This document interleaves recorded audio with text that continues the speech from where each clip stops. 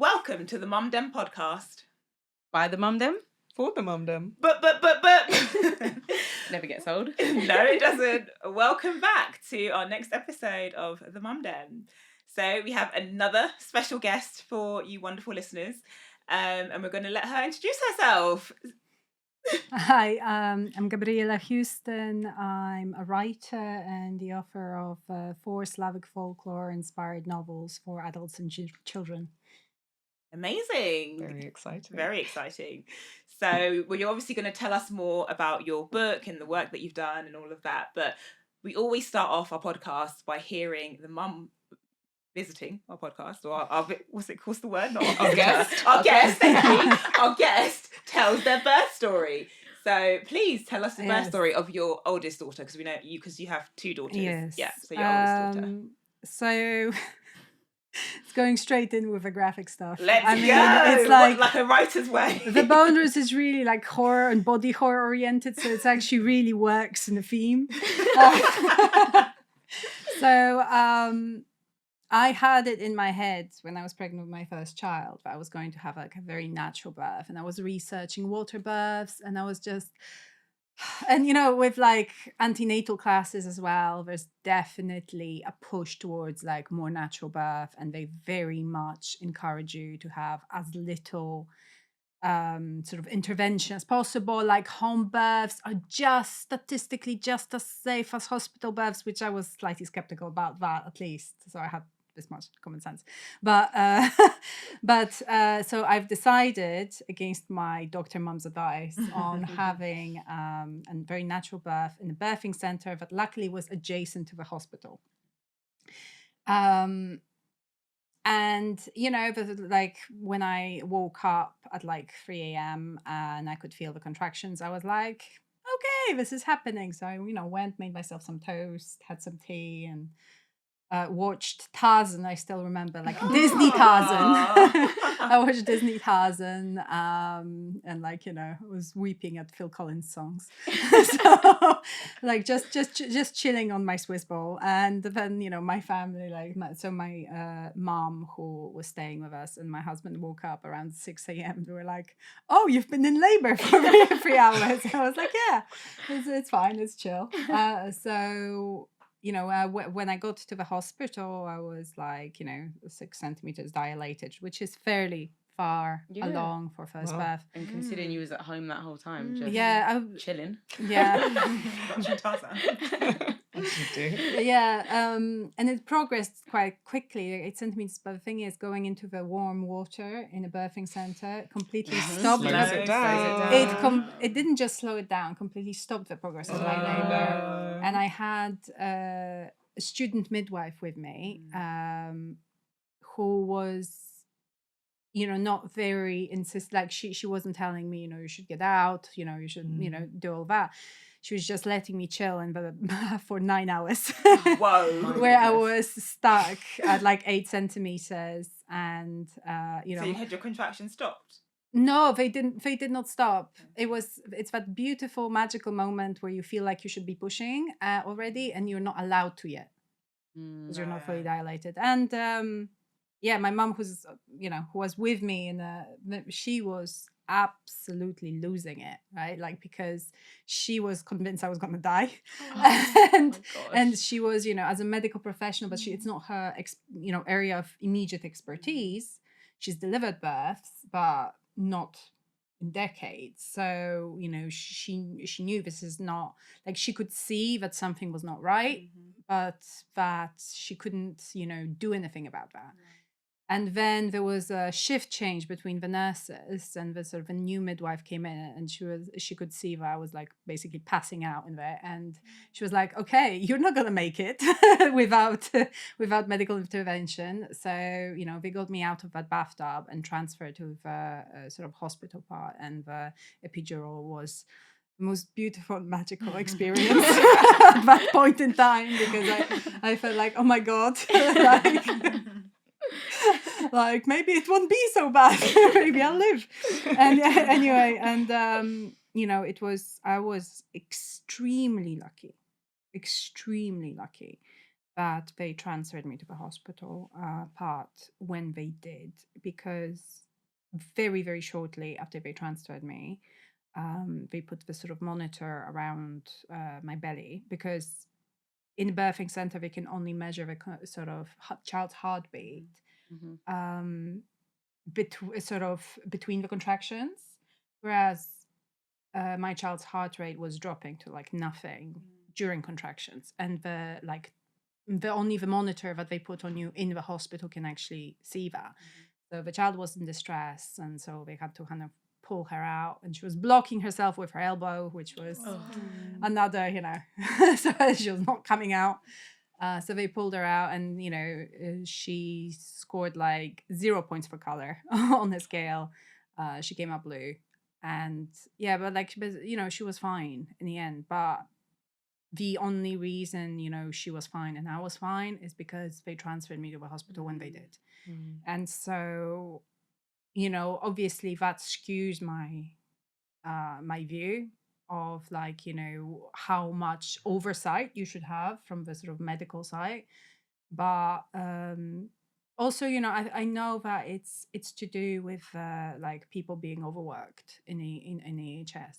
Absolutely. Those midwives would have been there for 12 hours and not had time to have a sandwich. So I do not blame them, but I feel like somewhere in a system there should have been someone taking maybe my family's history, because then when I was thinking about it, 3 women in a generation before my daughter, so me, my mom, my grandma, had needed medical assistance to be born into the world, right? So I feel like maybe there would have been more oversight, maybe there would have been a bit more caution around that if that had been investigated, but it wasn't. So wow. And then your daughter was here. yes, and just perfect. Perfect in every way. And when they put her on me, I just thought, I could have a dozen of these. That's fine. That is the feeling you get, isn't it? When you have the baby, all the horrors out of the way, and you've got the baby, like, that wasn't so bad. I love that you chose the word horror. We're going to come back to that, because I've read your work. I've been disturbed by and enthralled by your writing. It's just very light reading. I don't know what you're talking about. Yeah, so we're going to come back to this, but I want to know how much your experience of birth informed your style of writing. Because it's horrific. It's not light reading. It's fantastic. Definitely read. Gabby also writes children's books, so those are fine. Those are not. Okay. I can read those at night. I cannot read the Bone Roots at night. It's an adult book. Yeah, it's an adult book, and actually, in both of your adult books I've read, so both The Second Bell and The Bone Roots, you have these really interesting maternal relationships, mother-daughter dynamics. So I think that definitely, just being a mother is something that made me very interested in developing that. And of course, mother-daughter relationships are always, complex, not necessarily complicated, but they're complex. And you're going to need to break that one down for me. They're not complicated, but they're complex. As in, when people say complicated, they usually mean it in a negative way. Right, in that there's a lot of negativity attached to it. I don't think there necessarily needs to be that, but it's more like there are a lot of different layers to it, and there's a lot of things that you come sort of cross from societal obligations of a woman, and the societal pressures, and what's expected of a mother, and what people think a mother should be, and those change, those shift, those expectations shift, and then there's the kind of the nature of it, the sheer biology of it. Like I said, they put my child on me, I was like, I could have a dozen of these, even though I nearly died. So so I most on a kind of physiological level, I could most certainly not have a dozen more of these. But it's that kind of obviously not for every woman. I don't want people to feel bad, because not for every woman that bond is instantaneous, which we've discussed. But for me it was. But it does not, it doesn't always have to be. But that in itself is another layer of complexity, because women carry so much guilt and so much sort of, and there's the sense of lack of faith in yourself. And that's something like, in my first novel, The Second Bell, I kind of focus on that because I have like a lot of different mothers in that book. And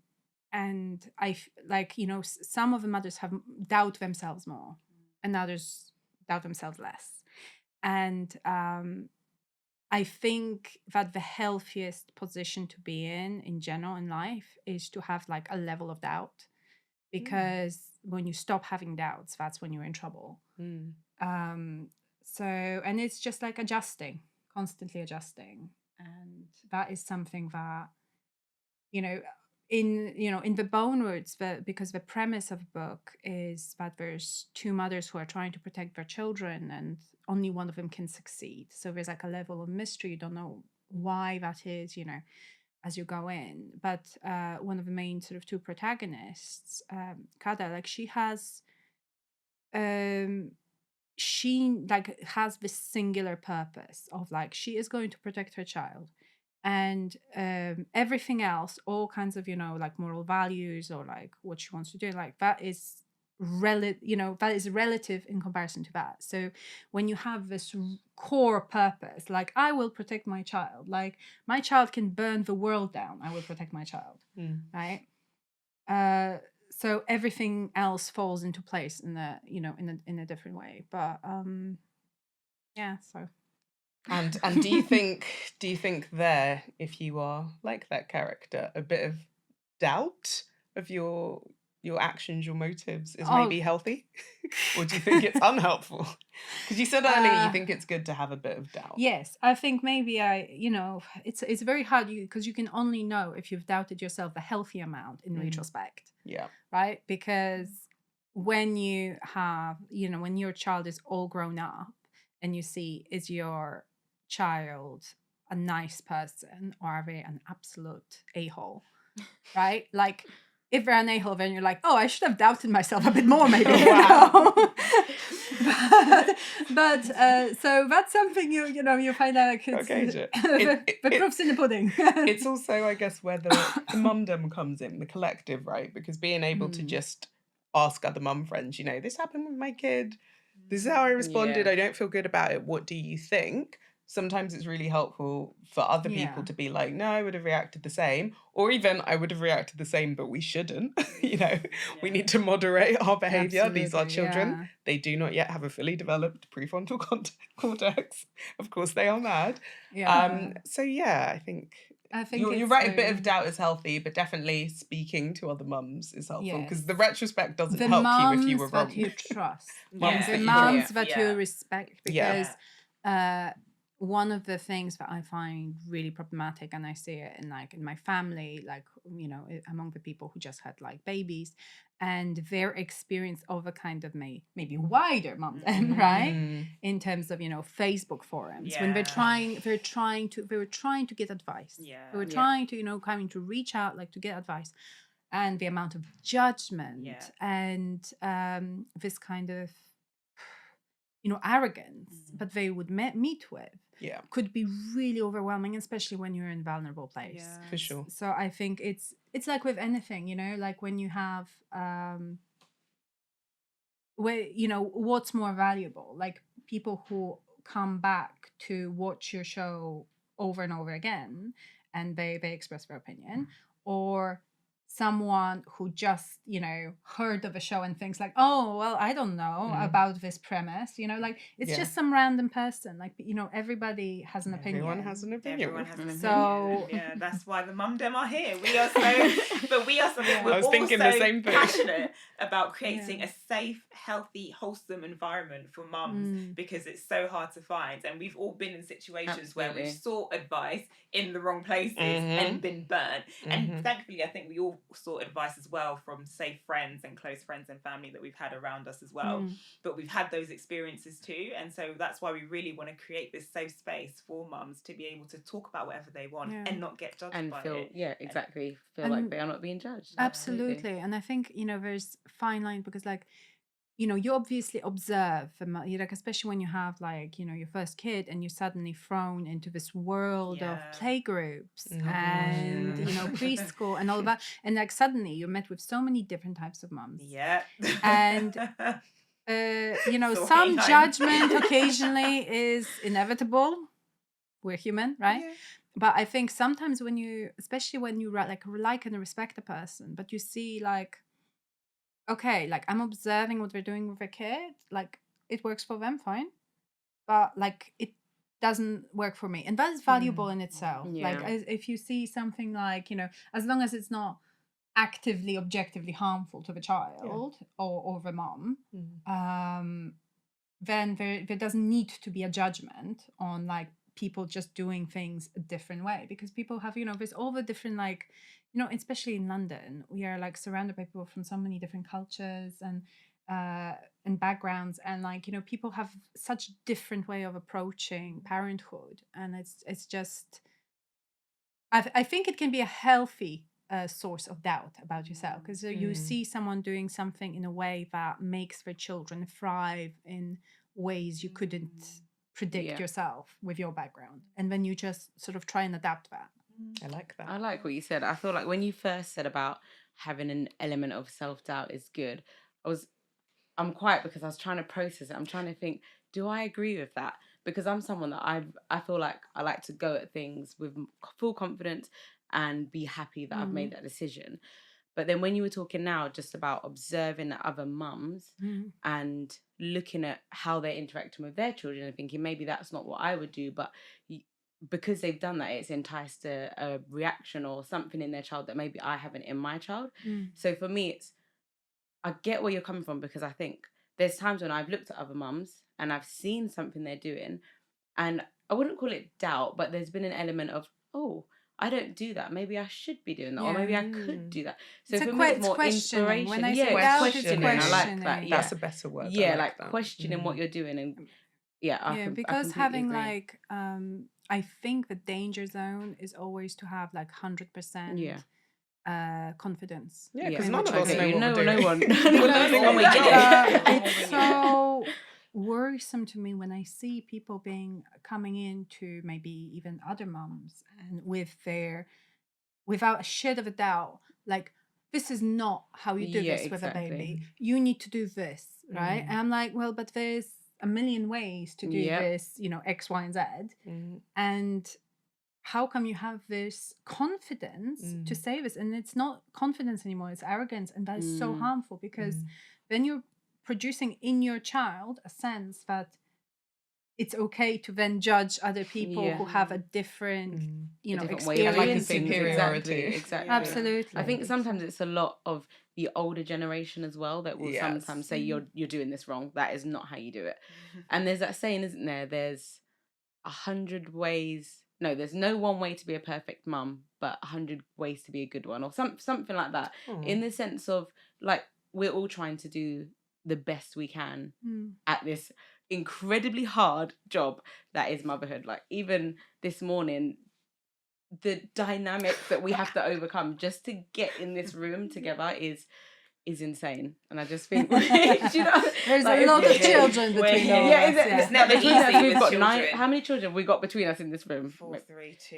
I can't do that. 7, 9 kids, children. And then plus 11. 11 children. We are outnumbered, Like 11. We have more than a football team, guys. We've even got subs. We've got That subs. is 11 little calendars. That's our own calendars. If we've got partners, that's our partners' calendars. That trying to manage all of that, there is no way that. And the emotions. Exactly. And everyone has their own agenda. Yeah. Like, for one of my twins, the older twin, she is going to wear her older brother's wellies. And every time we leave the house, she sees the wellies and she looks at me and she puts the wellies on. And when I explain you can't wear your brother's muddy wellies, it's hot. It's a hot day today. Yeah. I've even bought her own sparkly wellies. She needs to wear her brother's wellies and she will scream blue murder. The neighbours probably think I'm abusing the children because of the way she screams Sometimes about when these my children are wellies. screaming, I'm like, you're going to make people call. Yeah. Make those calls.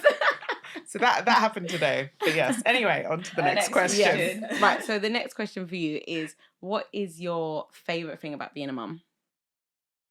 I think that I mean, there's so many in a way that, I think they're in, like, when you see the enthusiasm in your children for something, like a genuine burst of enthusiasm, and that thing can be, the perfect stick that we have found on a walk, and it's so clearly superior to all the other sticks available in forest, and that stick becomes, the witch's broom and the magic staff, and then you can play together, and you see them sort of sink into this world of their own. And even when, because some children are more obviously like anybody, very own little people, and some children will be more naturally enthusiastic about everything, and some children are more quiet. And then when you see the quiet kid be just like light up and think, well, this is the most marvelous thing in the world,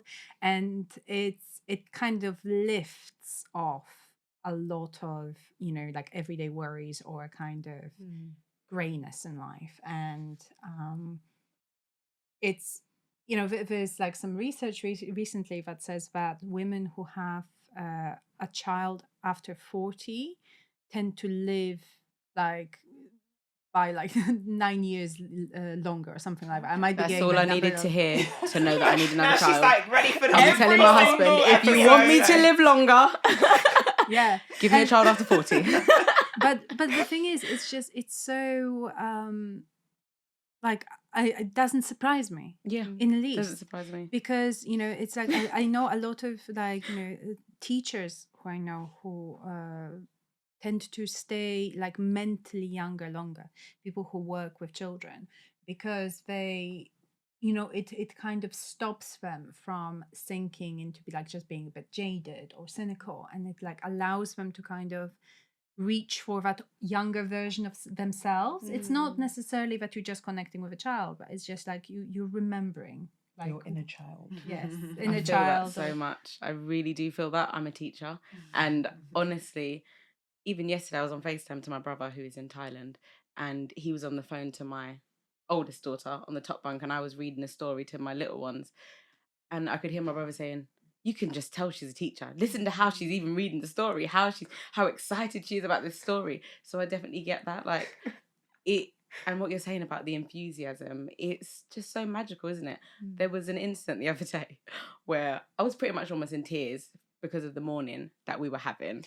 It was one of them mornings where nothing was going right. I forgot to buy milk and bread for the breakfast. We had like a little mini blackout in the house. Like everything was going wrong. We were running late. I ended up making breakfast in little bags, packing it up, putting it into the car, and we ate in the car while I was driving to the drop-offs. You know what my middle child said?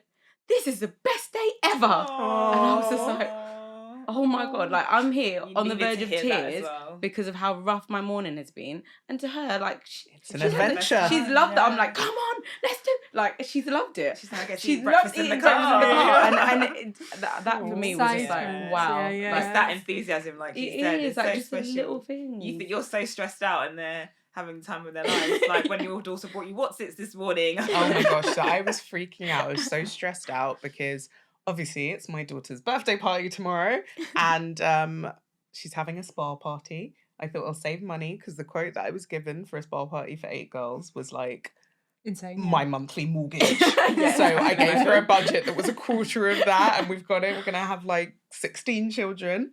I thought this was fine because I started planning early. Today I realised that I planned for the cake to arrive. She wanted macaroons, she wants cupcakes, she wants these special gluten-free, dairy-free donuts because she's thinking of her friends with allergies and her cousin, and she wants them to be able to like partake in the sugar rush. And you know how Gabby often calls me an almond mum. I give my kids quite healthy food, except at parties. Parties, anything goes. Yeah. So the piñata is full. Anyway, so I've been planning this for a while. Things are going wrong. I realised all my deliveries that were meant to come this morning either are not coming because for some reason the delivery person hasn't turned up, or they're coming in the afternoon. But I'm here in the afternoon, so I'm stressed out. I'm texting Amma, freaking out. My house is also in chaos because I had some kids over after my cleaner came. Big mistake. Everything is everywhere. I'm like, how was so much damage caused in 3 hours? And then the twins disappear for a second while I'm furiously texting, trying to like calm down. I'm also sorting visas out at the same time. Okay. So a lot is happening. And then my car insurer calls me about something. And then the twins come in and they've bought bowls. And they found what's-its in the cupboard, party snacks. And they just bought me the what's-its and the bowls. And they're so excited. I was like, do you know what? It may be 9:30 a.m. So impressive they got them in the bowl so well. Yeah, so they had their what's-its in the bowls. And I they was gave happy. some to mummy. And I was like, that's they really were very kind. sweet. They were Yeah. feeding me. Yeah. And then one of them said flower. Oh. She kept taking off her clothes. I was like, no, put them on. I was like trying to distract her. I was like, look at the pretty clothes. Look at the flowers. And she went, flower. And then she kept saying it. And I cried. Almost. I didn't actually, but I felt emotional. Yeah, the enthusiasm can turn a bad day Absolutely. into a good one, into a memorable event. Exactly. Love it. Love it. Yes. Okay, so we spoke a bit about advice. It's terrible. But Mum Dem often give good advice too. So what's the best piece of parenting advice you've been given by another mum? Like honestly, like one of like my dad, who maybe he might not be Mum Dem, but you know, honorary He mum. can be honorary. The dad Honorary, Dem counts my too. dad. Like he gave me 2 bits of advice that actually made me feel better. Aw. And one was that basically, like, don't worry, like 90% of your role as a parent is just to stop your child from killing themselves. And like Love the rest that. is sort itself. And that Because they basically really is- will try. Yeah, and he said that it's just like most of people's childhood is just like a series, never-ending series or near misses. Mm. And like he said this after I told him about like my firstborn, who basically just started crawling then. I left her sleeping on the sofa and went to get myself like a glass of water. And in that period of 30 seconds, she somehow woke up and started crawling. She hadn't been crawling. This is the first crawling moment. And she pulled on a cord of a iron, and she, like the whole iron fell like 10 centimeters from her. She would have absolutely killed herself. And I spent like next 2 hours crying. Yeah. Like basically I was so traumatized by that. And I called my dad, and my dad was like, you nearly jumped a window when you just started crawling. So it's like, 12th floor on a high-rise building. So I was like, okay, that's fine. Yeah. And then he told me that like basically being a parent is like an old style GPS of like turn around if at all possible. Like just constant stream of turn around if at all possible. And I thought, you know what? But like you can turn around in many places, so it does. Because obviously, when I say like, you have to question yourself, sometimes you will mess up, right? Inevitably. And we all carry whatever we carry, we all have our own childhood experiences of, and none of us are perfect. And sometimes you will make the wrong decision. You will snap at the wrong thing. You will say no when you should have said yes, and all of that. And then it's so easy to spiral. And like for me, like it kind of gets stuck in my head, like turn around if at all possible. Can I like turn around now and actually say yes to this thing I said no to? Yeah, why not? And it kind of it does make you feel better. I really like that. I think sometimes we can get stuck in this place where it's like I've said no, and that's no. Yeah. But it is okay. Like even the other day, my daughter wanted. I can't remember. It was something silly, maybe a packet of crisp when it was bedtime, and I spent like an hour telling her no, and explaining why you can't have crisp at bedtime, and then I don't know what it was. It just clicked in my head, and I was like, why not? Like, just give her the crisp. and that whole hour, I was like, I've just wasted an hour of my time. Go to sleep? She ate it and went straight to sleep. Yeah. And I was just Every like, time. why not I just do give it it, to her yeah. from the beginning? Now I'm Like, like, get it and go back in your bed, and she'll get it. And You go to guys are bed. changing my approach because I don't let them, once they brush their teeth, there's no more snacks. Yeah, that's but what I I was- eat snacks. If I'm hungry and I need to sleep, I know I'm going to sleep better if I have a snack. So why am I withholding it from my kids? Exactly. See, That's there what you I go. realised. and it I mean, made the next doubt. time so much smoother. It does. Just And say then she yes was like, just say sometimes. yes. Yeah. It's not, I'm like, if she was asking for something, like she's asking for sweeties, I'm like, no, you can have a banana, have a fruit, Yeah. or whatever. And if she really wants something, she'll go and get it and she'll go back to sleep. And go to sleep Yeah, fine. I mean, a bit No of problem. like maternal hypocrisy is inevitable. 100%. Even as a teacher, the amount of times I'm like, I've said silence, and then I can hear them talking. I'm like, I'm not going let it go. to. I'm not going to No. do that right now. I'm tired. I mean, Yeah. I'll never No. forget like a text I got from you. I hope you don't kill me for saying it. might. But like, But go for I it. remember like ages ago, I got a text from you, and you were just like, "I'm just eating crisps, hiding in the toilet." So my child I was get here. those texts like 3 times a day. I was like, we all do that. That's fine. I want them to be healthy, but I You know really what's like funny? what's it. Is that now you only have healthy snacks. So usually like, you go hide in your room know, and then it's you'll so call me whatever. And now boring. you eat pistachios the other day or something. Yeah, I was But in the my funny bed. I thing was really is what happens is that Jack always comes to find you whilst you're eating these snacks, and you're like, and I'm on the phone, but I can picture the whole scenario. Jack opening the door and being like, okay, she's doing this again. Why is there a pile of pistachios on the bed? And I'm just like, take them away from me, please. Yeah, Oh Yeah. my God. because you That's have to hide the unhealthy You do. snacks. Yeah, you do. I like chocolate. I like crisps. These are not good for your teeth. Yeah. Yeah, but when the children occasionally like find you out, catch especially you. when Yeah. they're like, Yeah, and they will. or they find you out because they notice that there was like a Toblerone Wait, in, come a, on in now. a It's drawer, disappeared too, and yeah. it was very yesterday morning, They mommy. Such a great They're inventory ready to- for oh all my the gosh. sugar, yet they never know where their school shirt is. Or their Yeah, socks, exactly. or where they Exactly. put whatever You can't their find your bag. socks, but you know where every single Yeah. piece Yeah. of Lindt Yeah. chocolate is in the house. Yeah. Very That's interesting. my isn't middle it? child with Mm. crisp. Me Yeah. and my husband are actually. She loves Was it Chris your so house? much, my house. Oh, When yeah, you she were ate- telling your children, get a snack from the bottom Yeah. cupboard, the bottom She drawer, found and then them. she She walked went off herself. She found the crisp. She will literally It's be like, "I know priorities this." for you. Yeah, Yeah, exactly. yeah, She yeah. knows how many there I are love in the cupboard, and if there's yeah. any missing, she knows. She'll about let it. you know. So funny. Right. All right. So you told us a bit about that you're obviously a published author. But what is it? Yes, amazing, incredible. What's it like for Mum Dem in publishing? So it's a complicated question because there's a lot going on in publishing as an industry. So publishing is when we're talking publishing, like people working in publishing rather than being authors, so like kind of contractual almost workers, right? Yeah. Publishing underpays people by a lot. So you will have a lot of people who are not making living wage in wow. publishing. When you calculate, like if they start at something so, and those are really well, often very well educated individuals.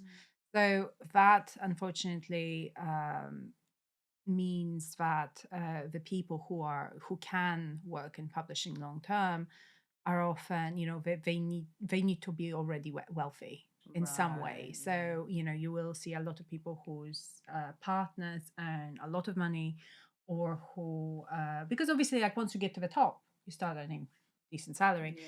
But for majority of people publishing, it means that they already come from like wealthy families, or have a very wealthy partner.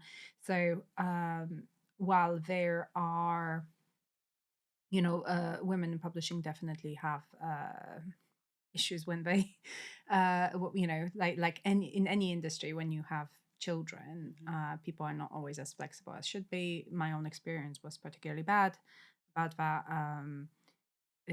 So my workplace definitely was not supportive when I had my child. I left. And you were That working was- in the comic industry Yes. at the time. Yes. But basically, it's very difficult to answer because people's circumstances are very different, right?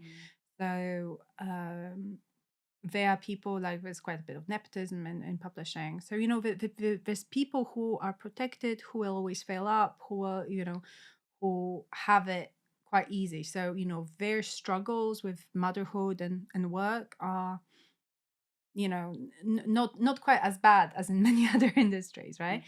But then you have the other end of the scale of people who kind of have to drop out of it. And on the writing side, obviously there's not. I mean, again, publishing has a big problem with class diversity, like with any kind of diversity, but class diversity.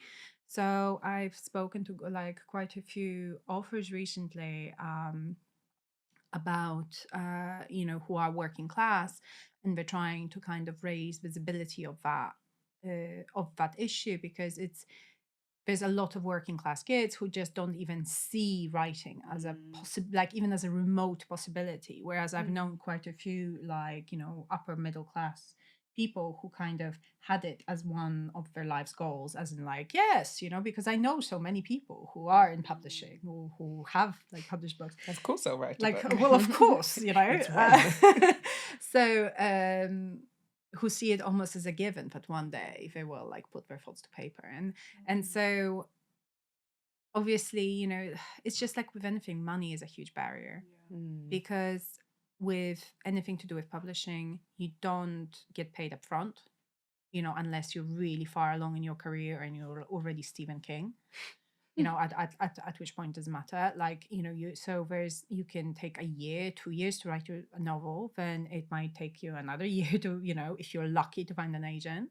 And again, this is all luck, right? Like we're talking people who are lucky, like, because there's so many people who write very good books, but they just don't find the right people to represent them. They don't find the right, publishers. It might not be in the trend right now. It might be a fantastic book, but it might not be in the trend right now. So there's so much luck involved. And all of it takes a lot of energy. It takes emotional energy. It takes time. So it takes a lot of, obviously people do it in all circumstances. And I know people who are, young moms who start their own business and, who do all those marvelous things. But it takes incredible amount of dedication and it's so it's basically, it's not easy, but it's not easy being a mother in any industry, to be honest. I think it can be, it's very it's more complex in a way, in an industry where you have to do all the work up front. It's and then you might have no return for it. You might get like I've seen enough contracts to say that, like, you can get like £1,000 for a book that you spend like years writing, and that's the only money you'll ever see for it. Wow. Because then they'll just be dead on arrival, and like it'll never make its money back, whatever.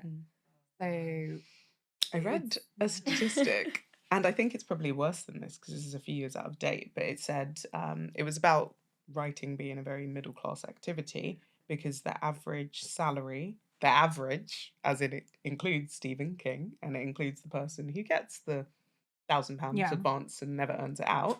But the average income for a writer is £10,000 a year.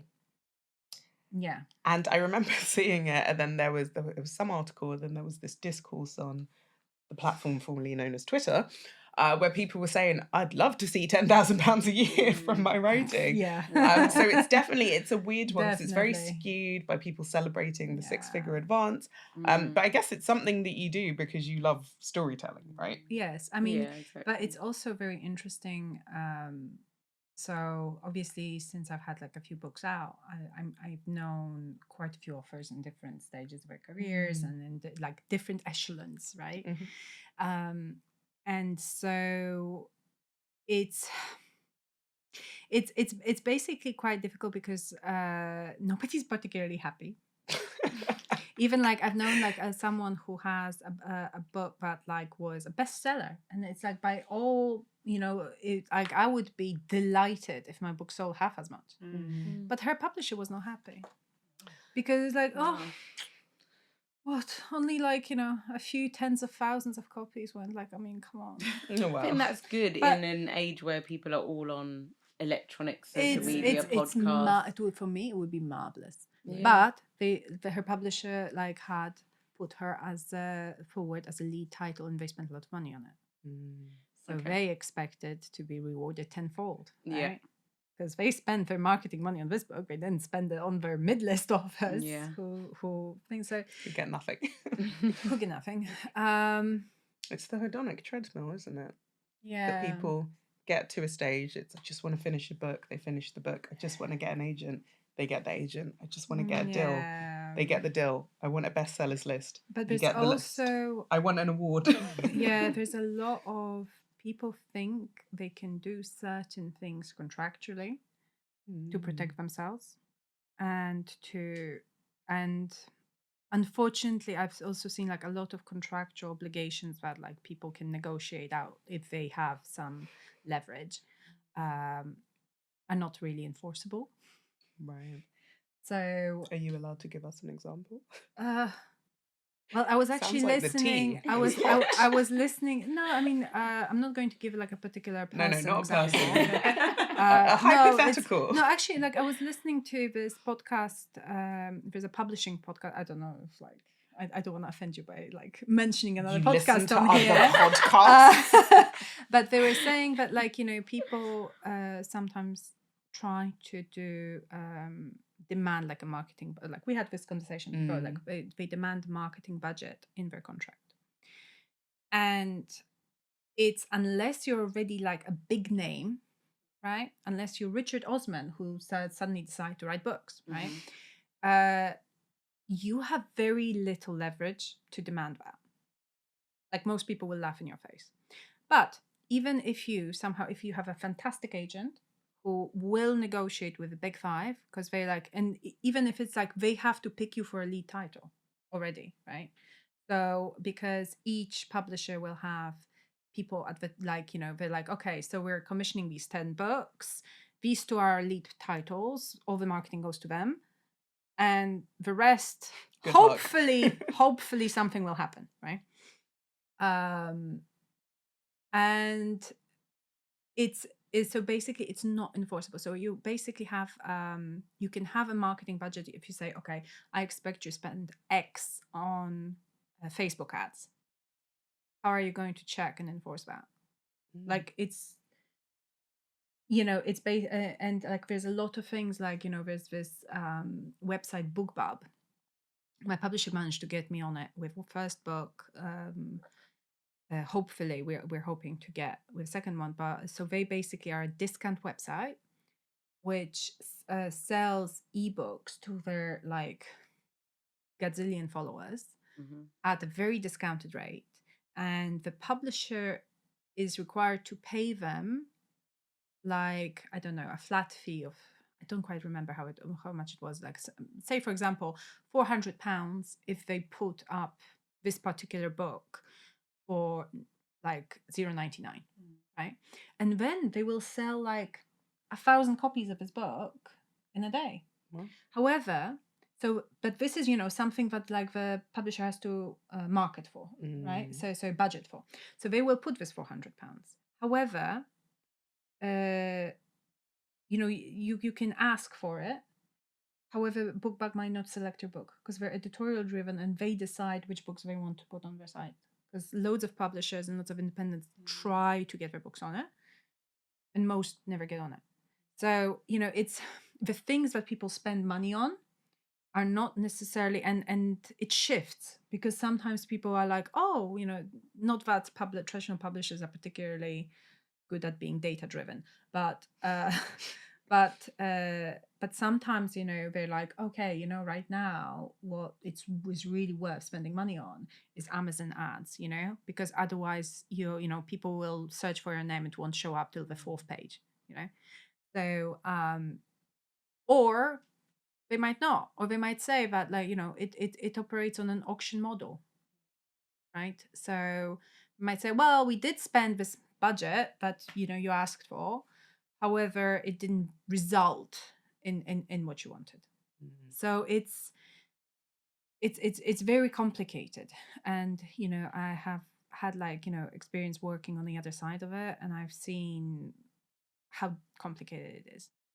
So people want clear answers, but if we had the clear answers, if those clear answers were available to anybody, like agents, editors, like all the books would be bestsellers. Like exactly. it's very difficult. Wow, that Or sounds mums would be, complicated. or mums would be at home writing books on their maternity leave. Right, Just love getting it on if with that it. worked out. Okay, so your last question from us is, what should the Mum Dem be teaching children about writing or storytelling?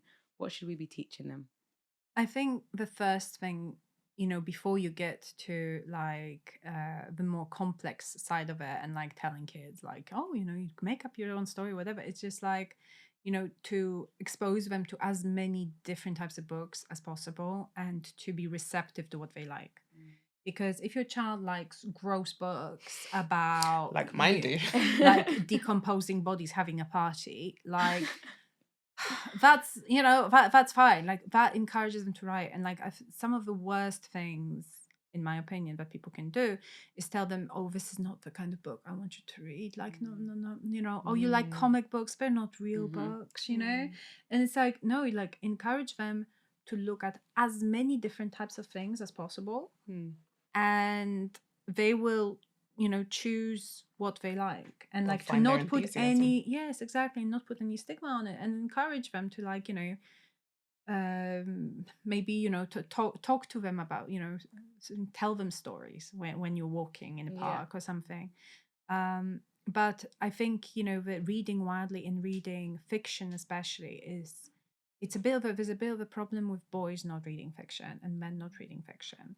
And there's been some research done about who buys books, and something like 80% of fiction books sold are bought by women, right? I believe that though. Yeah. I do. And there is a problem with that, because basically it means like the suggestion is that basically men are encouraged to only pursue reading where they can monetize it eventually, which All those is self-help books and all of that. extremely harmful on so many levels, because it's not just because it deprives them of something very valuable, but also because it encourages them to think of themselves as some kind of product.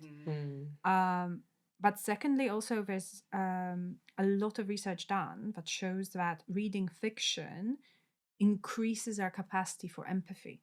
There's a beautiful UK charity called Empathy Lab. I think it's called Empathy Lab.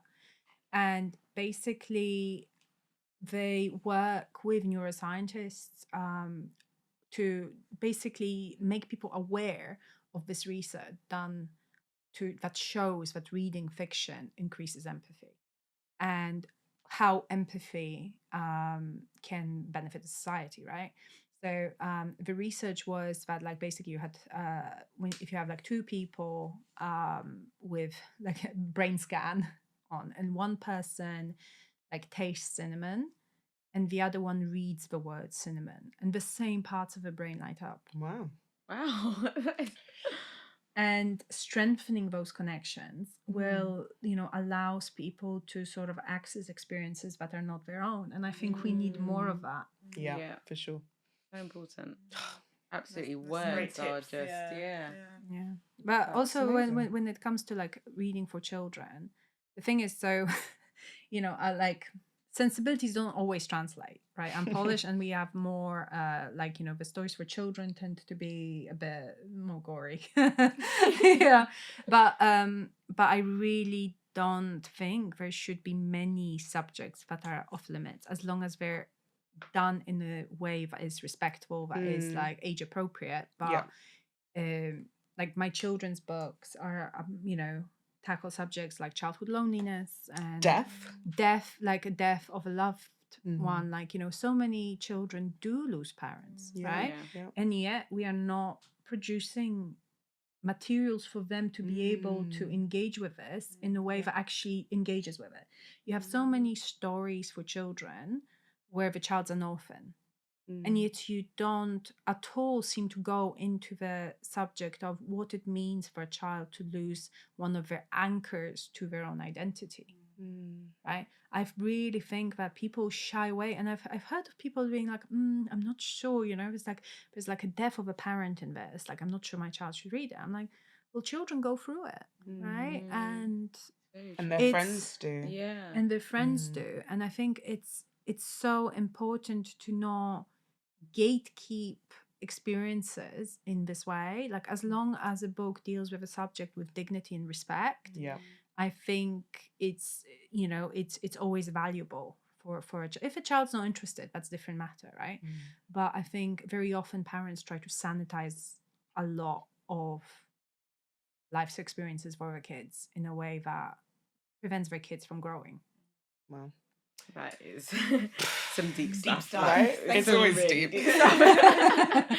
So before we wrap up, if you like deep stuff, we are doing a giveaway of the Bone Roots. And if you want to find out how you can get a copy, go to our Instagram page, which is at Mum Dem. Dem Pod. Mum Dem Pod, I forgot. Pod. You wouldn't It's think been a I long set time. this up. It's been a long day. So at Mum Dem Pod Yep. on Instagram, and you will find the instructions on how to enter our giveaway. Before we wrap up and say goodbye, and thank you for being a fantastic Yes, you've been wonderful. guest and witty and interesting, giving us all food for thought. We have a gift for you, and the gift is from our season sponsor, Yeah. Leha Beauty. So have a look. We want to see your reaction. What's in the Oh, bag? I already love Have a it. sniff. I already love it. My daughter will steal this in 3 seconds flat. But okay. Tell her she has to go on her own podcast to get her gifts. Have a look. What's Oh inside? wow! What? Oh, black soap. I've It's been so good. meaning to try it. Actually, Here I've you been go. hearing Have a so sniff. much. Smells amazing. That smells so nice. What's this? Gold shea butter. Fancy. Yeah, I know. Oh my goodness.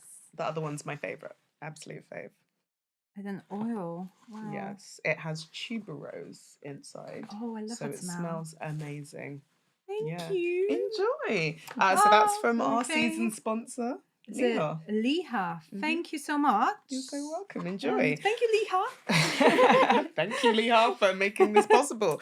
And before I'm we so glad that your sponsor is not like a hemorrhoid cream or something. Producer. can you imagine? No, our sponsor Thank you, produces. Leha, for not being hemorrhoid. It's basically African beauty secrets with a quintessentially British attitude, and the products are sustainable. They're natural. The shea butter comes from a cooperative in Nigeria, Yeah.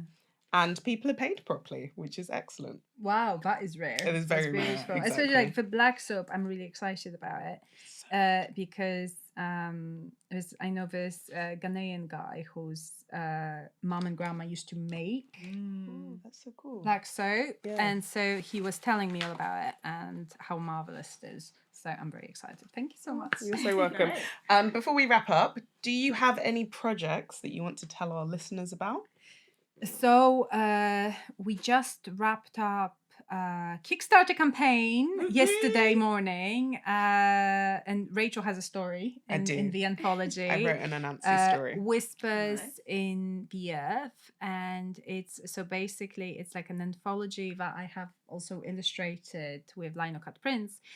So it's going to the Kickstarter is closed now, so people can't pledge through it, but there will be some leftover copies on that will be sold through the broken binding once we do the print run. So that's very exciting. We will put the link Yes. here. And then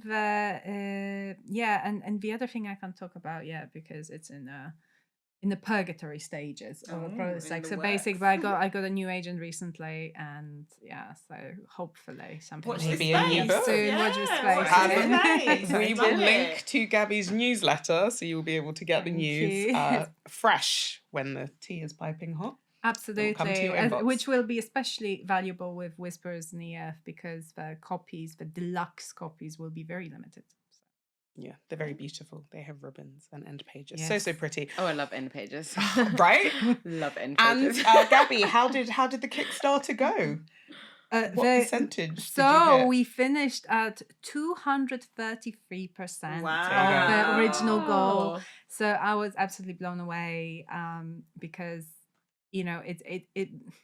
it's very different experience to be a leader of a project that Mhm.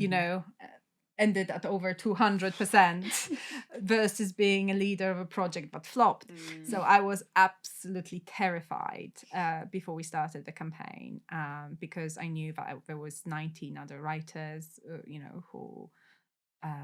who had contributed, and I'm doing this project on my own. I'm like, so I was absolutely terrified, but people have been so supportive, and as a kind of team effort and with a team support, we managed to get it. That's done. great. So that That's was really fantastic. exciting. Yeah. Good People job. want Well beautiful done. books with end Yes. pages. Yes, who knew? Who Not knew? publishers. We did. Yeah, not the publishers. Right, thank you so much, Thank you Gabriela so much, Houston, for Gabby. joining us for the Mum Dem Pod. And thank you for listening. Our listeners make this what it is. Do not forget to like and subscribe. If you're listening to us on Spotify, please follow along. It makes a massive difference. If you're listening on YouTube, please like, subscribe, and comment. It makes a really, really big difference to us. Thank you so much for coming along. Thank you. Thank Bye, you. everyone. Coming along. What does that even mean? And we're The out. Mum Dem needs sleep. This has been the Mum Dem podcast. With Amma. Rachel, And Kamilah. please like and subscribe and follow along for more wholesome content. Thanks for listening. One thing I'm so passionate about is self-care for mums. I mean, we work so hard and we deserve some rest and relaxation. That's why we're really excited to announce that we've chosen Leha Beauty as our season 1 sponsor for the Mum Dem podcast. Leha Beauty have African roots and they're quintessentially British, just like us. The products are sustainable, they're ethical, they use really cool ingredients like shea butter from Nigeria from a cooperative where the women who make the shea butter are actually paid properly, and coconut oil. And coconut oil has this tuberose flower. The thing that I really love about the coconut oil is it's solid at room temperature. So it forces you as a mum to slow down. So when I'm having a busy morning and I'm like, I just need a bit of coconut oil, I have to either run it under hot water, put it in the shower with me, or just like put it in a little bath in the sink. And it actually gives me an opportunity to stop, to just have a couple of minutes of calm, which feels like a luxury when you're a mum. Absolutely. Leha, you have done so well on this one because from the second you open the box, the smell is just like Divine. It's like a breath of fresh air, and it forces you to just sit with your products and enjoy your products and relax. And yeah, you've done an amazing job, Leha. So we just want to say a big Thank you.